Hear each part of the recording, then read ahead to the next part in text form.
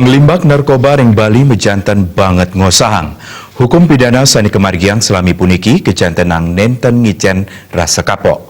Hukum adat keabtiang presida kemargian majeng perkara narkoba puniki. Aktif di dalam pemberantasan narkoba.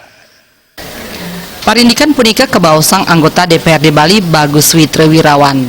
Manut nyane yening hukum adat kemargiang majeng pengedar narkoba katureksain jagi sayuakti ngicen rasa kapok. Dani ngusulang majeng pemerintah magda nenten nganggen hukum positif kemanten santukan kuentenan hukum positif sampun mabukti nenten ngicen rasa kapok majeng pelaku narkoba. Tapi malih wenten sane dalang ipun mawit saking bui. Yening hukum adat kemargiang katureksain presiden ngicen rasa kapok. Keluarga ipun jagi kimud wiadenlek ring widangan ipun napi malih medaging pamidanda adat. Lebih mengharapkan kalau adat itu berperan aktif di dalam pemberantasan narkoba.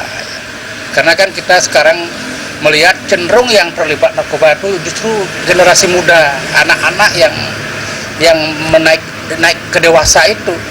Di sini kan karena dia banyak bergaul kan. Yang paling rentan menyebabkan anak itu terlibat di narkoba, menggunakan dan lain sebagainya adalah pergaulan. Nah di sini peran adat sangat dipentingkan. Nah kalau perlu ya adat mungkin membuat sejenis sanksi lah ketika warganya ada yang terlibat narkoba. Ketika nanti ada warganya atau keramonya yang terlibat narkoba atau menggunakan narkoba, mungkin adat bisa memberi sanksi.